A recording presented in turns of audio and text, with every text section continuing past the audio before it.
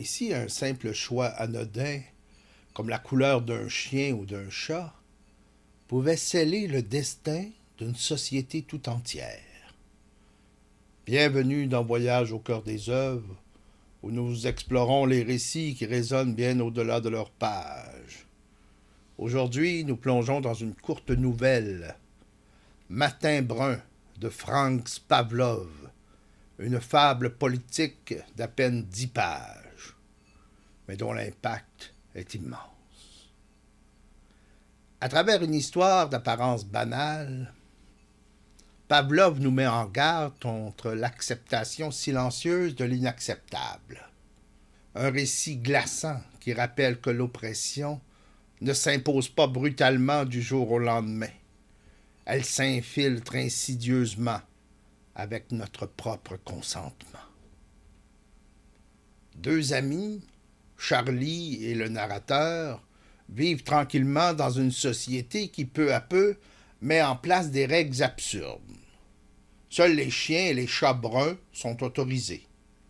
Ceux qui en possèdent d'une autre couleur doivent s'en débarrasser. Au début, ils trouvent cela ridicule, mais ils se conforment. Après tout, ce ne sont que des animaux. Puis, l'État brun élargit ses interdictions. D'autres règles s'ajoutent, toujours plus oppressives, et nos deux protagonistes suivent sans résister, jusqu'à ce qu'un jour, ils soient eux-mêmes arrêtés. Trop tard pour réagir. Ce qui rend Matin brun si frappant, c'est sa simplicité. Il ne s'agit pas d'un régime brutal qui écrase tout du jour au lendemain. Non, c'est une suite de petites concessions, un engrenage où l'on s'habitue à la censure, où l'on se dit « ce n'est pas si grave ». Cette idée fait immédiatement écho aux analyses de Hannah Arendt dans Eichmann à Jérusalem.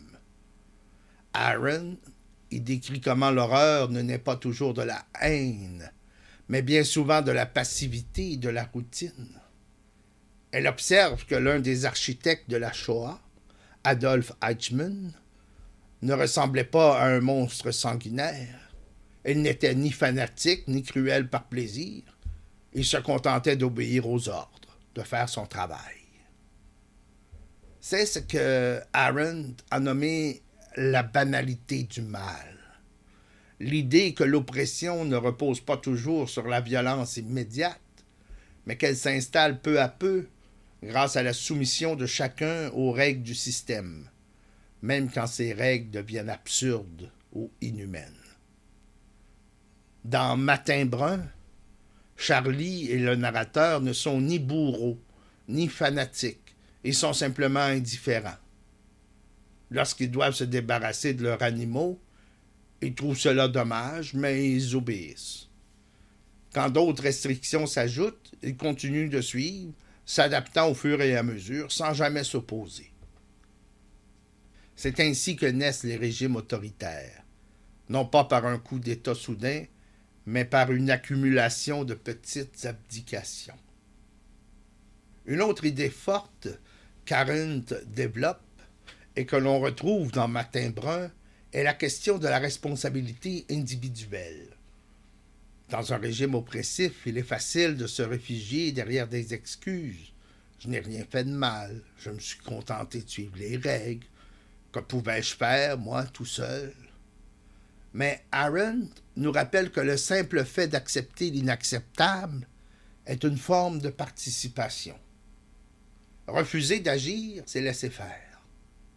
Dans Matin brun, les deux personnages réalisent trop tard qu'ils auraient dû s'opposer aux premières interdictions. Mais au moment où ils le comprennent, ils sont eux-mêmes devenus des cibles. Cette nouvelle, publiée en 1998, résonne encore aujourd'hui. Son message est universel. Il nous rappelle que la liberté ne se perd pas en un instant, mais par une série de petits renoncements. Arendt nous met en garde contre une illusion, celle de croire que le mal est toujours spectaculaire, qu'il se présente sous la forme d'un tyran hurlant des discours haineux. Or, la plupart du temps, ils s'installent discrètement, sous couvert de normalité. Ils se cachent dans des décisions administratives, dans des règles anodines, jusqu'à ce qu'il soit trop tard. Dans nos sociétés modernes où les restrictions, la censure ou l'exclusion peuvent parfois avancer masquées sous de nobles intentions, Matin brun reste une lecture essentielle. Et vous, jusqu'où iriez-vous avant de dire non? Peut-être qu'après avoir écouté ce balado, vous repenserez à Matin brun dès qu'on vous dira « c'est un petit détail, ça ne change pas grand-chose ». Merci d'avoir voyagé au cœur de cette œuvre avec moi. Si vous avez aimé ce récit, n'hésitez pas à vous abonner à la chaîne et à partager votre avis. Et comme toujours, bienvenue dans un voyage au cœur des œuvres qui ont façonné notre culture.